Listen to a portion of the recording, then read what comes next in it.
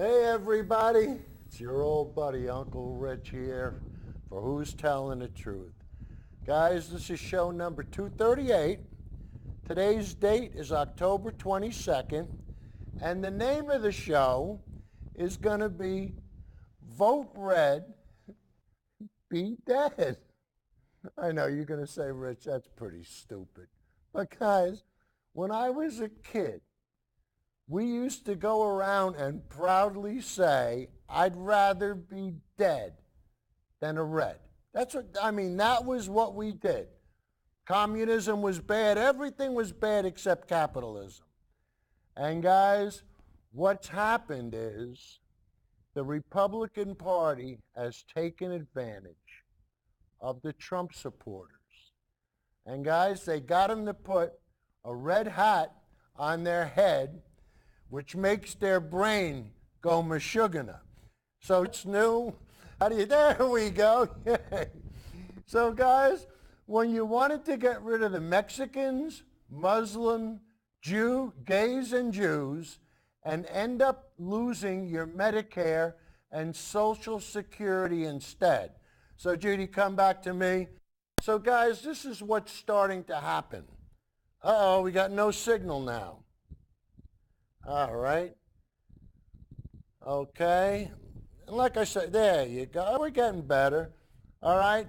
But guys, probably the best way to suggest what the Republican Party is trying to do to this country and how they're trying to take advantage of the simple vote, folk, we're just going to play you a short little video from one of the ageless wonders, George Carlin. And guys, it's almost as if he prophesized this. So Judy, let's prove my point with video 02, please. And now they're coming for your Social Security money. They want your fucking retirement money. They want it back so they can give it to their criminal friends on Wall Street. And you know something? They'll get it. They'll get it all from you sooner or later because they own this place. It's a big club. And you ain't in it. You and I are not in the big club. That's right, guys. You and I are not in the big club. And it's the big club that they used to beat you over the head with and convince you to be smart enough just to be able to pull the handles and get a paycheck and not question anything. Guys, I'm telling you, Carlin did us a lot of fun. But tonight, what we're going to do is, I just want everybody to understand, Trump came out and said he wants to protect Medicare and Social Security, and guys, he wants to do the exact opposite. And why does he want to do the exact opposite? Because of the tax cuts that he gave the corporations and the billionaires. Blew such a big hole in the deficit that they don't know what to do. Yeah, it blew as big a hole in, like in Texas, where there's a rally tonight, where Trump fans are going to be at the rally. And guys, I'm telling you, these fruitcakes, it's hard to believe what gets them going. But Judy, let's have some fun now, and let's go to still 03. And we're going to, there are two types of Trump support. I think you might have missed one, Judy. Can you go back, or is that right? Did I get that right? Okay, I'm sorry. You're right. Well, all right, all right, you're back to the other one. I'm on this. Wait a minute. Time out. Judy, go back to the black one that you just had up. I'm sorry. Okay, there are two types of Trump supporters, billionaires and idiots. Check your bank account to see which one you are. All right, Judy, so can you go to the next still, please? And guys, this is Trump for you. I declared bankruptcy 4 times in 15 years. I stiffed workers, contractors, and creditors, and bragged about not paying taxes. Thanks for giving me control of your economy, suckers. And guys, if that ain't the truth. So Judy, let's forge ahead to the next still, please. And the next still is, Guys, this is Mitch McConnell in 2017. He said that the tax cuts won't increase the deficit. However, Mitch McConnell today is saying the exploding deficit is very disturbing and it's driven by Medicare, Social Security, and Medicaid. This has been the Republican game plan all along, guys. Pass a giant tax cut for billionaires, claim we need to cut Medicare and Social Security and Medicaid to pay for it. Judy? So guys, come back to me. So, what's going on with this nonsense, guys? And then you see with the next still, we'll show you so that you're going to understand where we're getting our facts from. Judy, let's see the next still from the failing New York Times, please. So guys, take a good look at this. The budget deficit jumps nearly 17% in 2018. And guys, Judy, come back to me, guys. This is from the failing New York Times, where Trump loves to say that everything they print is fake news. But you know what, guys? You can't lie about statistics. Trump can lie all day long. But when you put the facts on a piece of paper, there's no lying anymore. And he doesn't understand that. And guys, let's go to the next, Judy, let's go to the next still. This is our Uncle Joey still in cartoon. Uncle Joey, how are you, babe? We just cut taxes for corporations and the very rich. So what if the national deficit increases by 15 trillion? And there's McConnell, yep. Of course, we'll have to cut Medicare, Medicaid, and Social Security, but that was the whole idea, you dumbasses, and you dumbasses fell for it. Judy?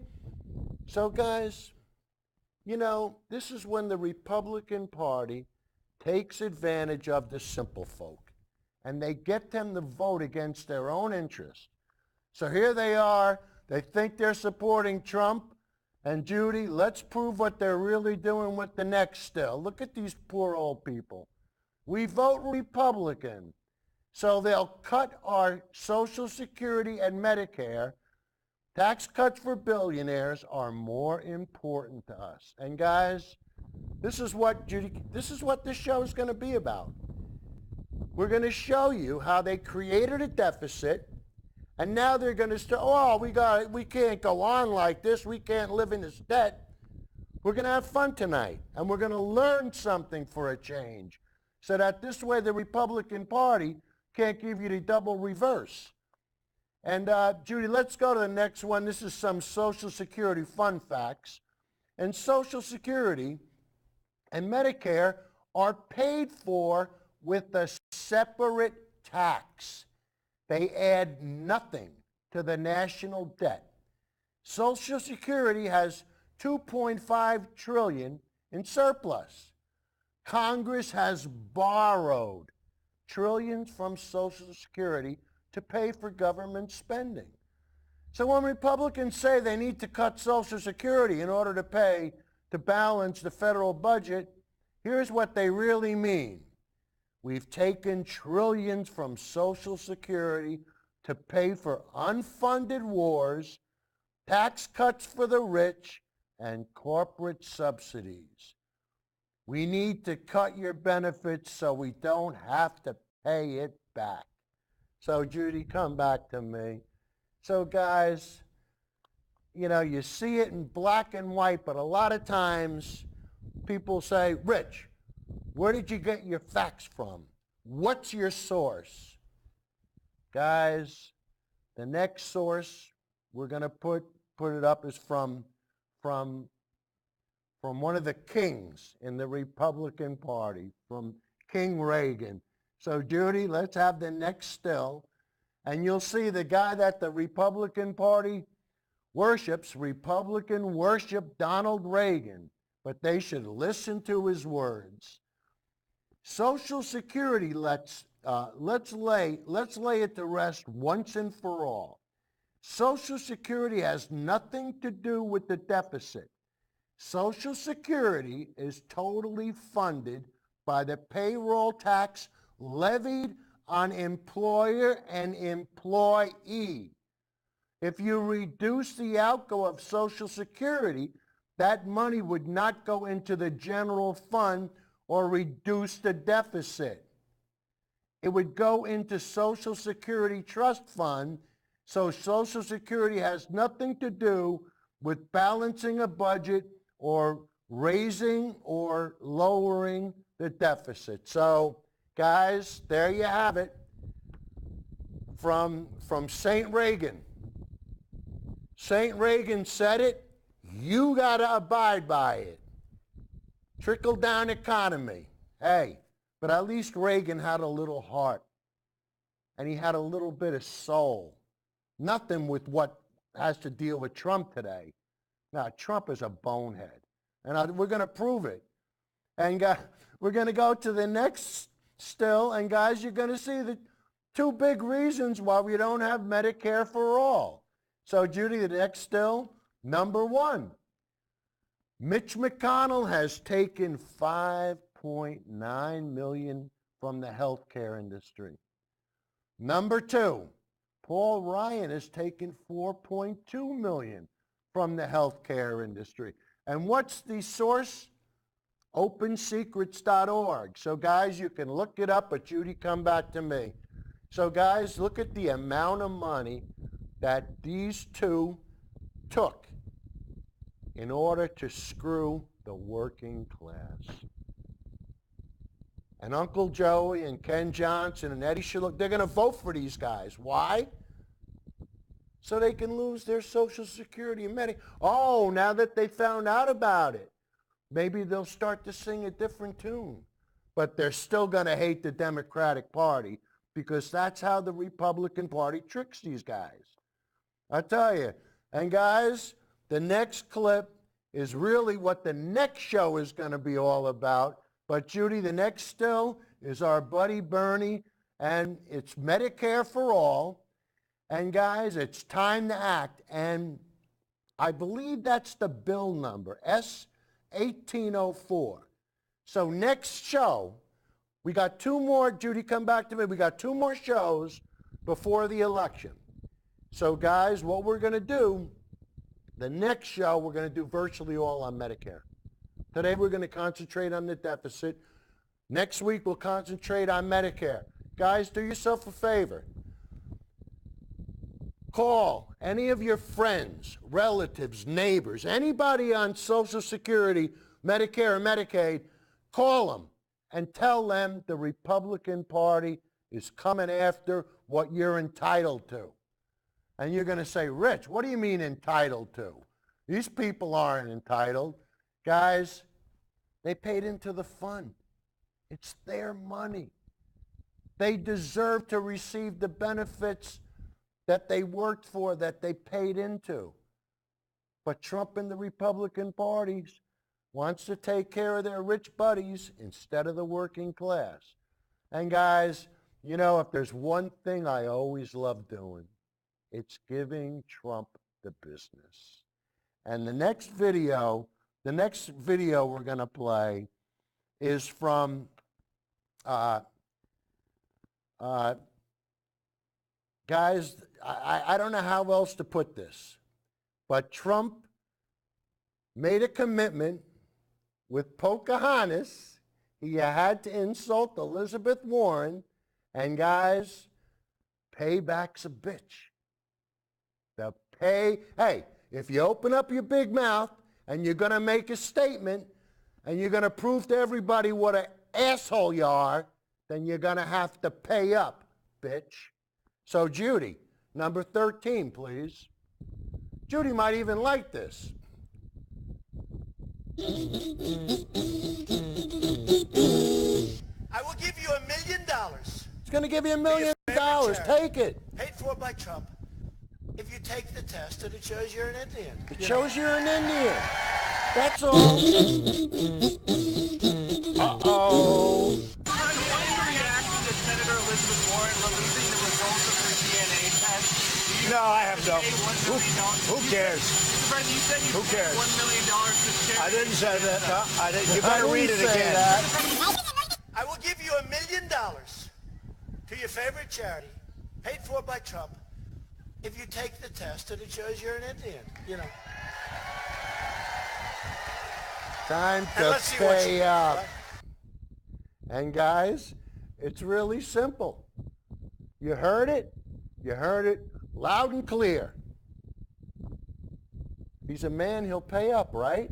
Oh, but she wasn't 1,000% Native American. She had to be 100%. Guys, he made a deal. He reneged. So he's a renegger on top of everything else. So you voted for a renegger. But you know what? Now it's time to collect. So Judy, let's have clip 14, please. 14, Joe Pesci. That's it. I believe you and Lisa played a game of pool for $200, which she won. I'm here to collect. Let's kick your ass. Oh, a counter offer. That's what we lawyers, I'm a lawyer, we lawyers call that a offer. Let me see. This is a tough decision you give me here. Get my ass kicked to collect $200. What do you think? I could use a good ass kick, I'll be very honest with you. Nah, I think I'll just go with the 200.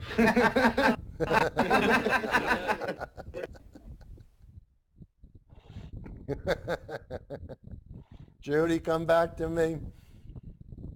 No, I think I'll just go with the 2. Time to pay up.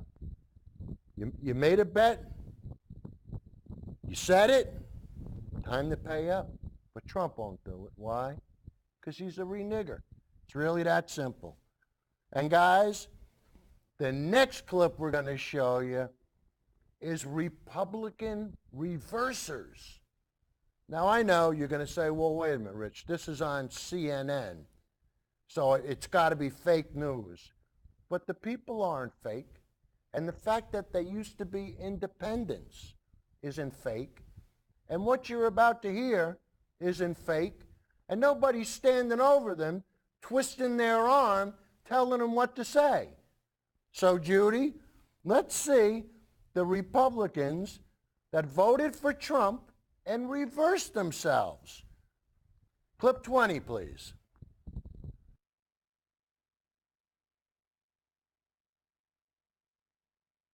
I'm assuming that you believe, Clip 20, Judy, go back. that we should not cut Social Security or Medicare or Medicaid. Is that correct or not?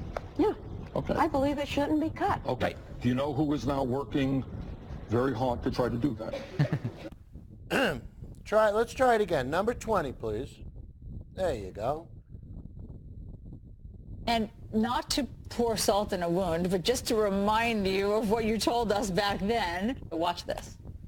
We do not have a puppet in the White House anymore. That makes your life better. That gives me hope. How do you feel today?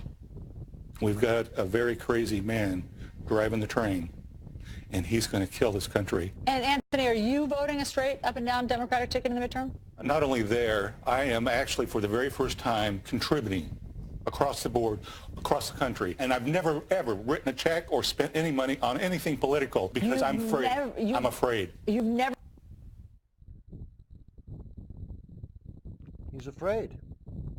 He voted for Trump. He took a chance. And he found out he made a mistake. And guys, we're going to play the whole clip for you.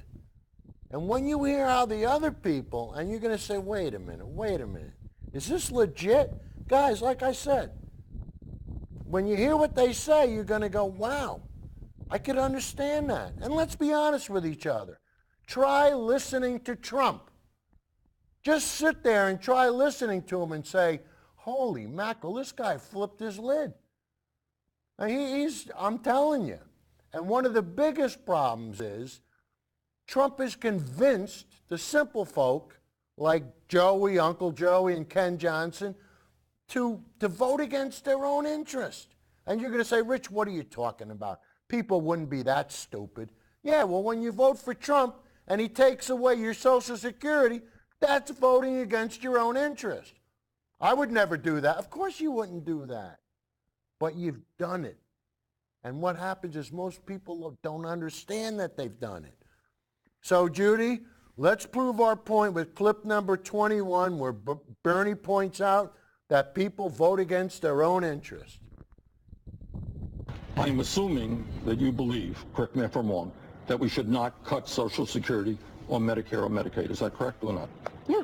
Okay. I believe it shouldn't be cut. Okay. Do you know who is now working very hard to try to do that?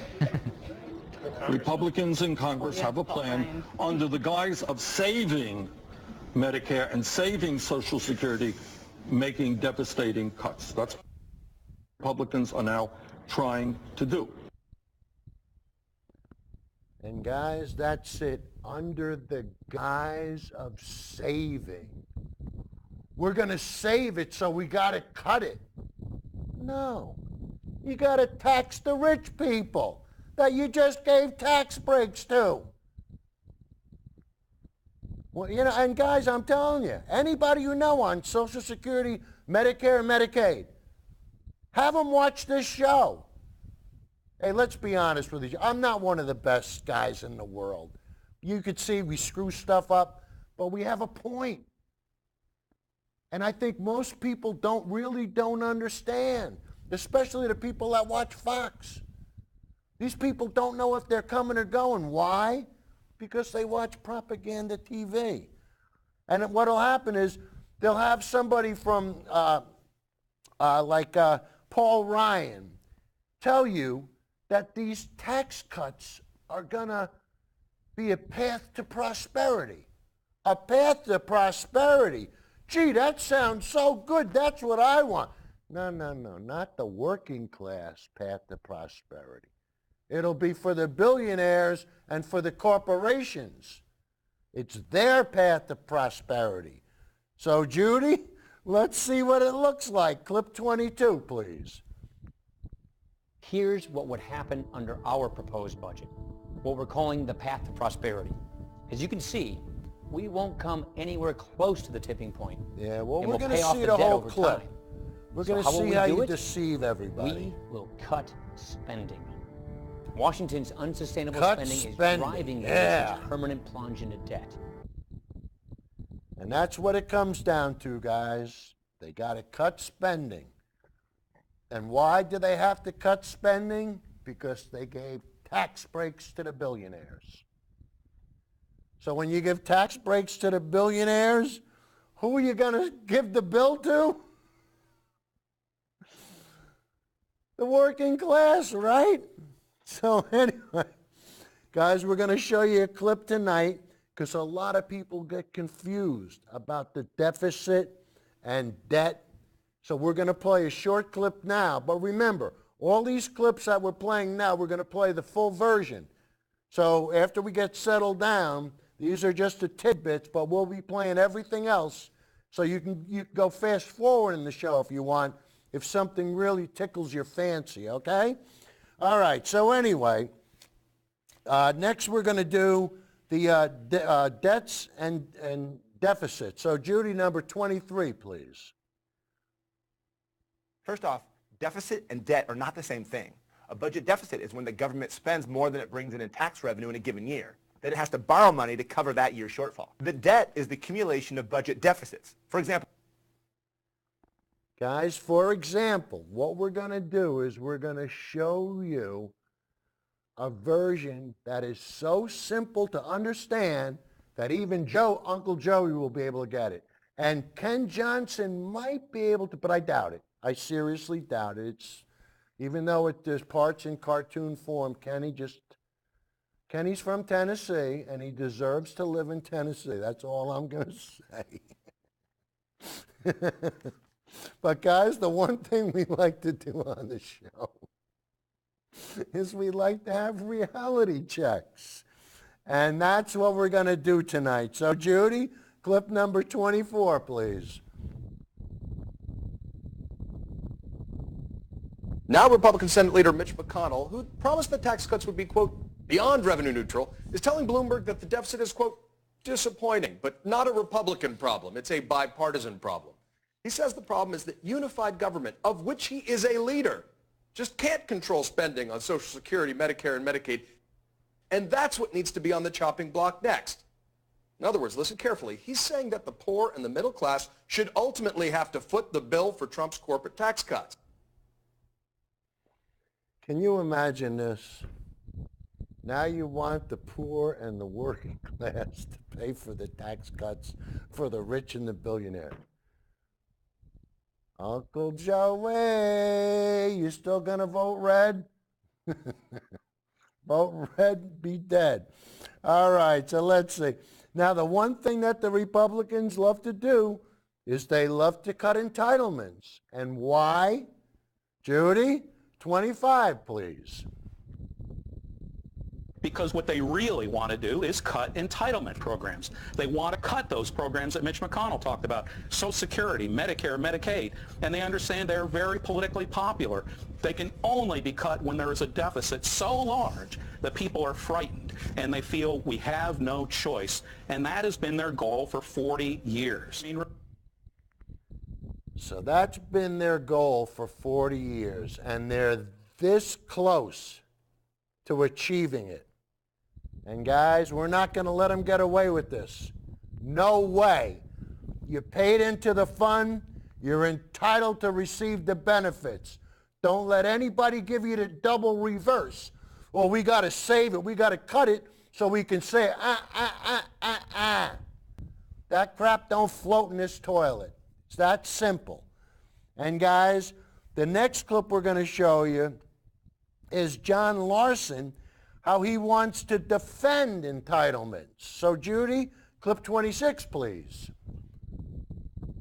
To expose a lot of the myths, like this notion that the other side continues to perpetuate, that Social Security and Medicare are entitlements.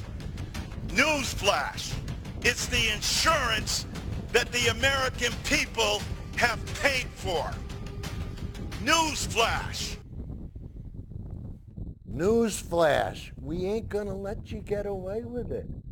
And I think even Uncle Joey has to say, you know, Uncle Rich, I'm gonna have to join you on this one because I know people on Social Security. I know people on Medicare. I know people on Medicaid. But I didn't know that the Republican Party wanted to cut their benefits.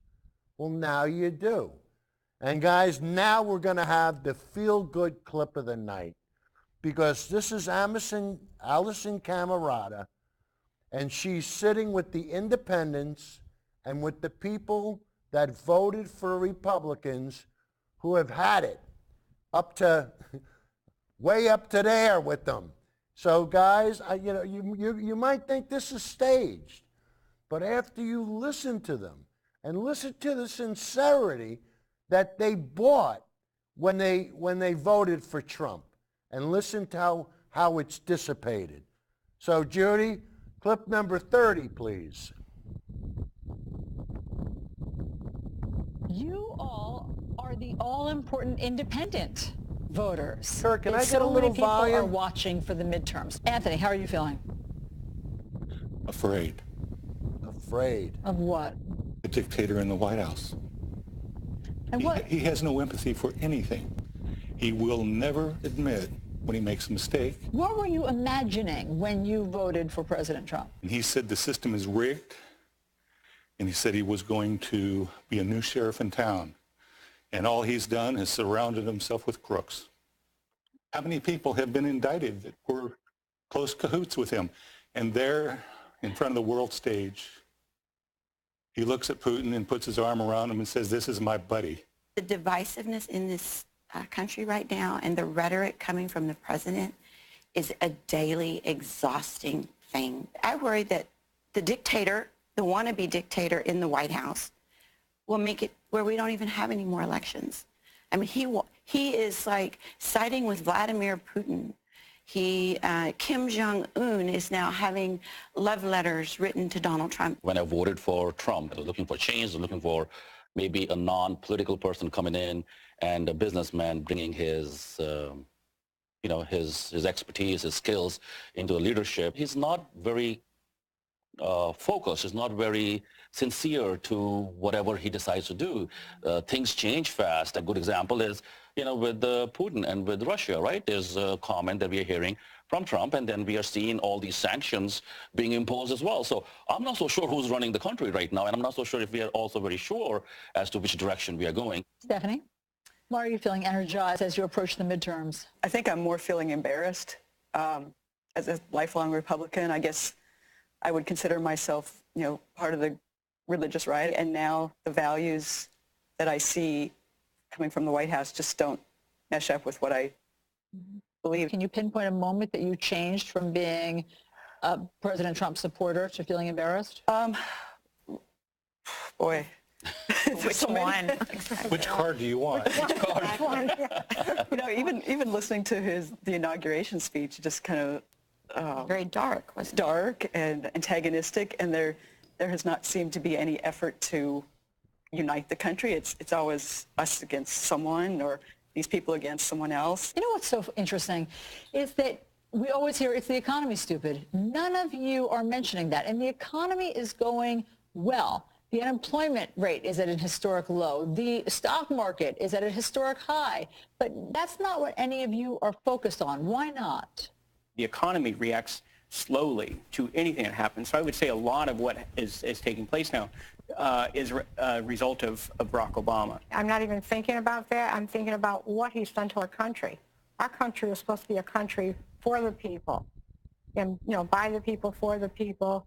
And I don't see that it's that way anymore. And we're supposed to let people come in like the immigrants. And what really broke my heart was when I saw those children being torn away from their parents. Is this the America that I grew up in? I don't think so. No, it isn't. So character issue, is it fair to say, for all of you, has superseded even the issues that you voted on? Is that what you're saying? Of course. Yes, it is. Absolutely. I'm mortified every day. What happened with Christine Ford, the accusers that accused Donald Trump, the way that they say they're all lying. Every day I'm just speechless. I really am just speechless. How many of you are affected by the Brett Kavanaugh hearings? How many of you have really been affected by what you've heard? Go ahead. Just the fact that we had to go through this, I think it's wrong. So you believe the women?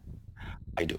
Of course. The hypocrisy is astounding to me. If they were a lot of these people are the same people who were railing against Clinton and wanted Clinton to be impeached for what he did, and now they are supporting Donald Trump and Brett Kavanaugh for essentially the same thing. Exactly. And so now the president calls the women who have come forward a hoax, a Democratic hoax.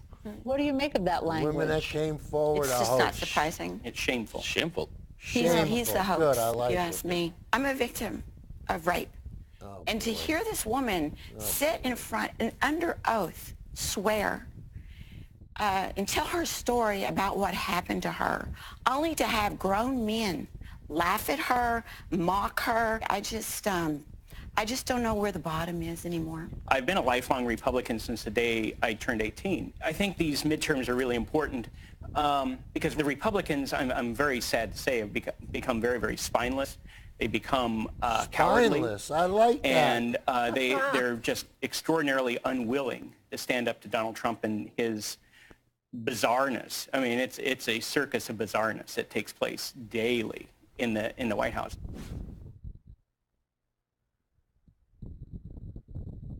Guys, isn't it the truth? I mean, how could women vote Republican after they watched Trump mock this woman? And I mean, Trump mocks everybody. That's how he's a sick man. And I'll tell you, there's one guy who isn't sick, and that's Bernie. And with Bernie, listen, nice gentleman, he's going to explain to this woman how inadvertently she's voting against her own interest. And this is what's happening.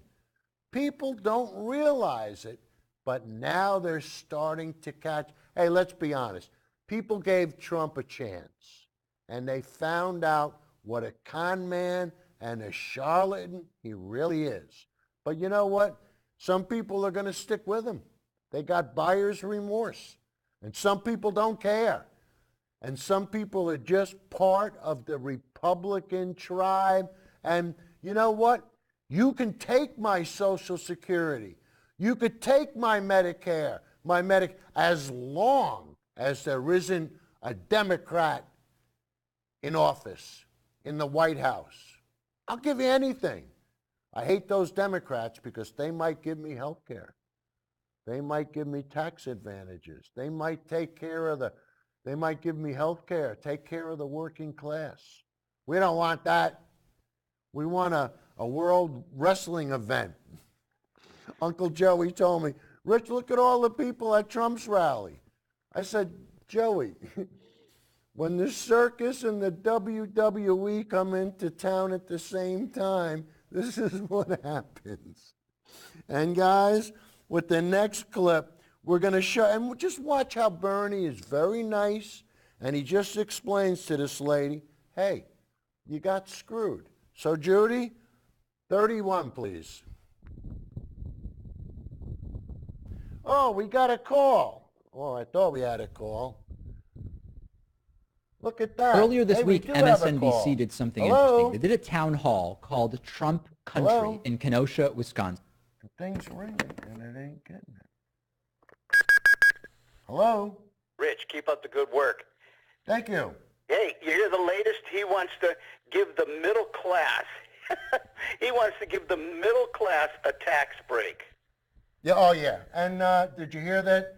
Judy, are you on me now, or did the video stop, or are you doing the call? The video's frozen.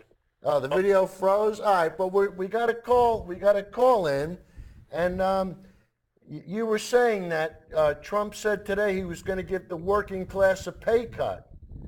And give them a tax break. Right, a tax break. And when the reporter asked him, they said, well, when will it be? He said, oh, probably by the beginning of the month. So in other words, in 10 days. Yeah. And what he doesn't understand is yeah, Congress isn't in session. Exactly. But he doesn't care. And I tried so hard to get the clip today of Stuart Varney on Fox and Friends this morning, trying to defend Trump. Yeah. And you sat there and you listened to him and you said, you know what? I mean, having Trump is like having a bad kid.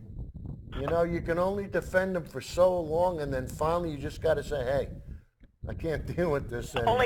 If it was only that bad. I hear you.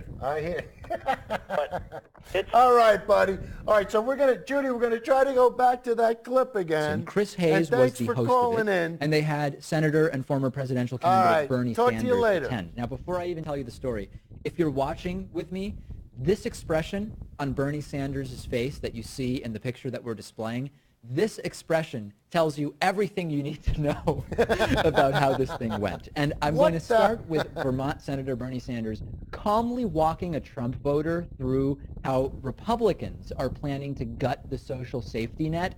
This Trump voter insisted that no one's listening to small town voters like her, and actually started saying, we're paying into all of these things, and I'm concerned that we're paying in and we're not getting out what we should be getting out. And this applies to taxes and social welfare, et cetera, which is actually sort of a progressive idea in many ways. Let's start with this, and you will see how she doesn't even realize, as Bernie Sanders astutely explains to her, if these are your views, you voted for the guy who doesn't agree with what you are saying. Bernie Sanders explains it very, very clearly to her, and she agrees with Bernie, but you can tell she doesn't really get that she voted against her own best interest by voting for Trump. Take a look at this. Okay, but now here's good point. Let's see if we can go forward on this. I'm assuming that you believe, correct me if I'm wrong, that we should not cut Social Security or Medicare or Medicaid. Is that correct or not? Yeah. Okay. I believe it shouldn't be cut. Okay. There you go. You know who is now working very hard to try to do that? Republicans in Congress have a plan under the guise of saving Medicare and saving Social Security, making devastating cuts. That's Republicans are now trying to do. The other point that you made, which is I think you made it, or both of you have made it actually, is who's going to pay for this stuff? And that is a very fair point. Who's going to pay for it? What all of us should know is that over the last 25 years, there has been a massive transfer of wealth in this country from you to the top 1/10 of 1%. Atta boy, Bernie. In other words, the middle class has shrunk, and trillions of dollars have gone to the top 1/10 of 1%. Do you think it's inappropriate to ask those people to start paying their fair share of taxes so we can adequately fund Medicaid and making public colleges and universities tuition free? Is that an unfair thing to ask? I don't think it's an unfair thing to ask. All right, Bernie. The 1%ers, they got rich off us. That's right. So it's time they put back. Okay, all right, all I'm saying. Bernie Sanders visibly perplexed. That's just the best, isn't it? She still has no idea that she voted for the wrong person based on what she wants to see happen. Yeah, it upsets me in a way because this guy would have beaten Trump. I'm pretty sure of that. The people wanted a populist. They didn't want some hack like Hillary Clinton. Here's one other great moment where they are all saying that we can ignore all the crazy stuff Trump said during the campaign because it wasn't true. And Bernie Sanders points out, you're defending Trump by saying we should have all just understood he was lying during the campaign. It's an amazing moment. Take a look. There's no question to my mind, and I find it interesting that what 3 out of 4 of you are saying is, yeah, he talked about that stuff, but it'll never happen. We don't believe that it will ever happen. Why do you vote for somebody who, in a sense, then is lying? That's one, Bernie.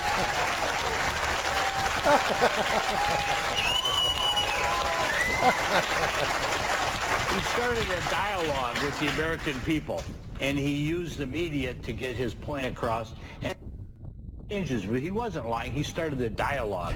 He voiced his opinion, and he got feedback, and he addressed it as he went along. He knows as well as anybody in this room, you can't go after a group of people because of religious beliefs. It's never, and I knew that right off the bat.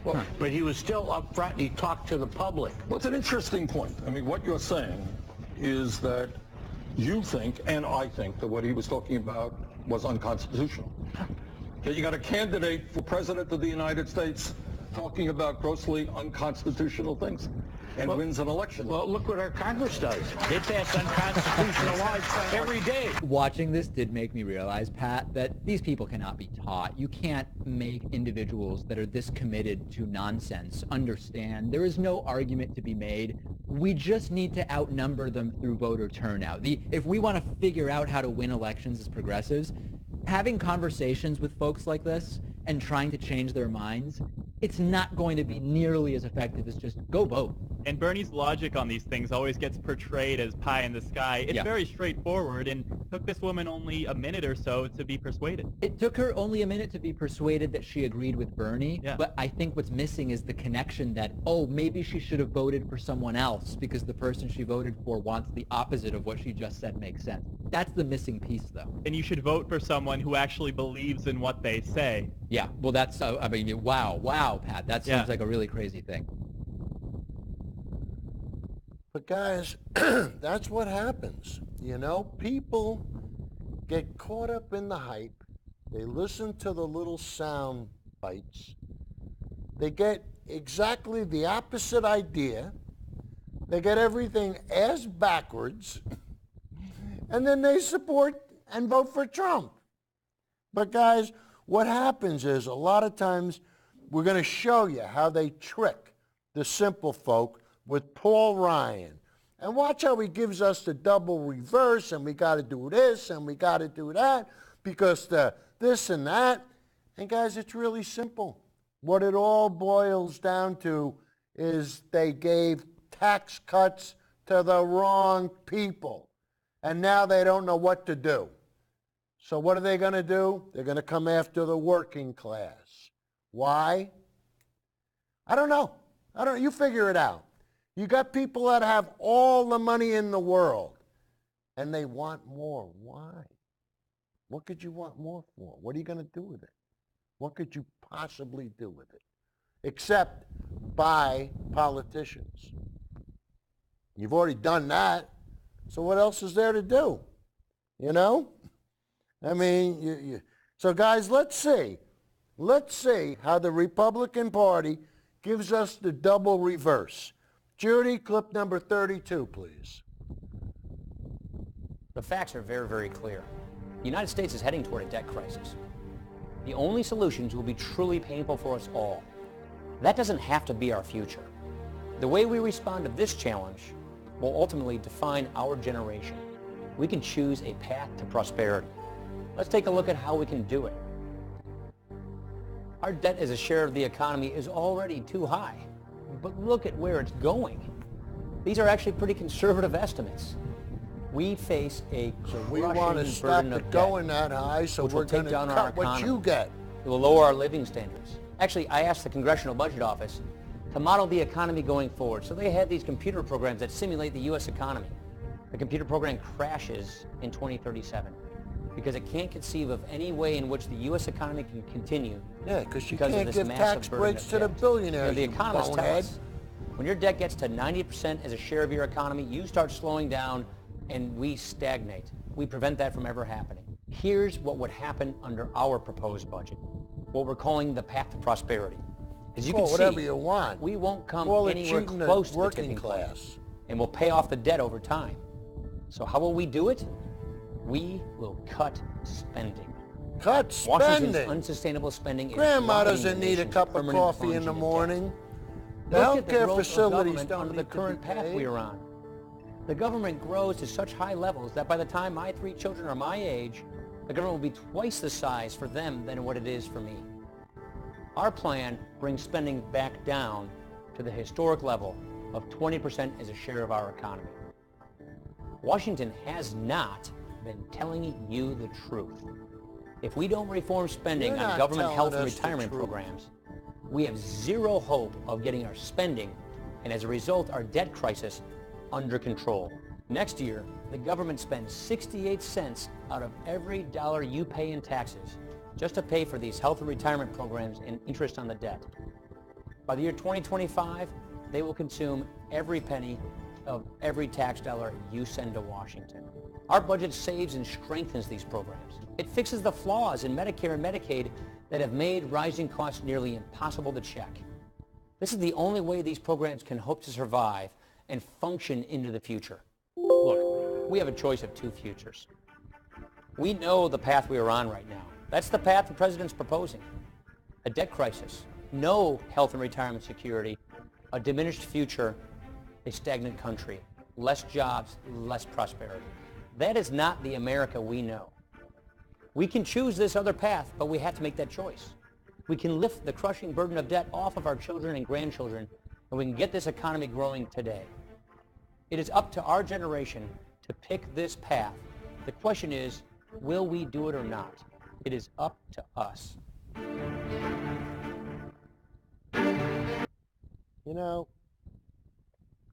I don't know how these guys do it. I honestly don't know how you get in front of a camera and deliberately lie to people.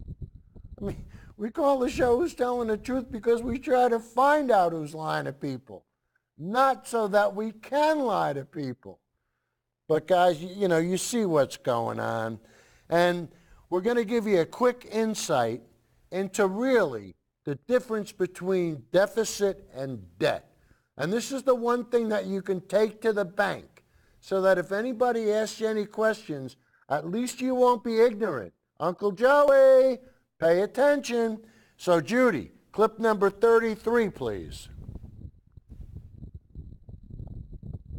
Hey, I'm Adrienne Hill. And I'm Jacob Clifford, and welcome to Crash Course Economics. What's wrong with you? Today we're talking about deficits and debt.